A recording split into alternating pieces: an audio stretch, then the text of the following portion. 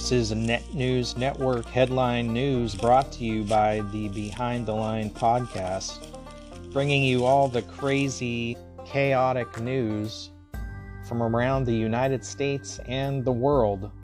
Tune in to what you won't hear the MSN talking about. Well, here's some breaking news. Friday, September 9th, 2022. New York Governor Kathy Hochul declared a state of disaster on Friday after samples of the polio virus were found in wastewater in 3 counties near New York City.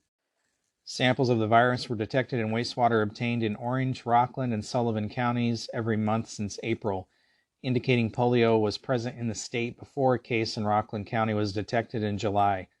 That case, according to officials at the time, was triggered by a vaccine that isn't used in the United States any longer.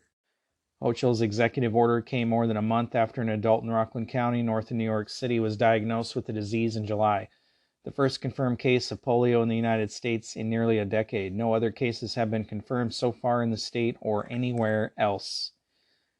One case. The virus was also detected in wastewater samples obtained in New York City. Under Hochul's emergency declaration, it would expand the number of individuals who can administer polio vaccines. The state of emergency will remain in effect for 1 month.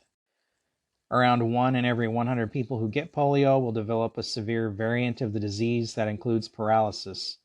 In the 20th century, mass vaccination campaigns were accompanied by images of children lined up in hospital rooms inside iron lungs.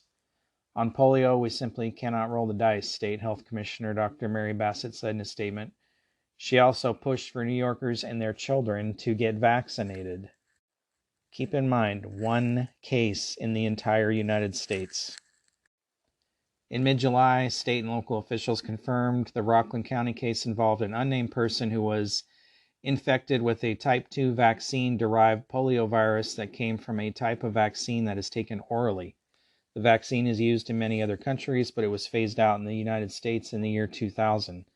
This is indicative of a transmission chain from an individual who received the oral polio vaccine, which is no longer authorized or administered in the U.S., where only the inactivated polio vaccine has been given since 2000.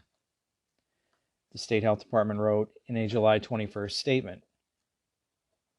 They noted that there is evidence the virus may have originated in a location outside of the U.S. where OPV, the oral polio vaccine, is administered, since revertant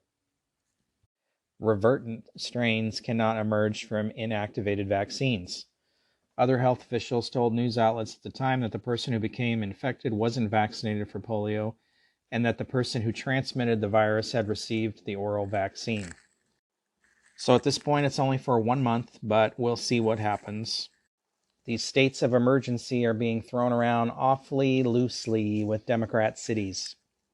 1 case in the entire state, in the entire nation, and it's a state of emergency.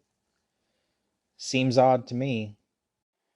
We'll update you on this story as it changes.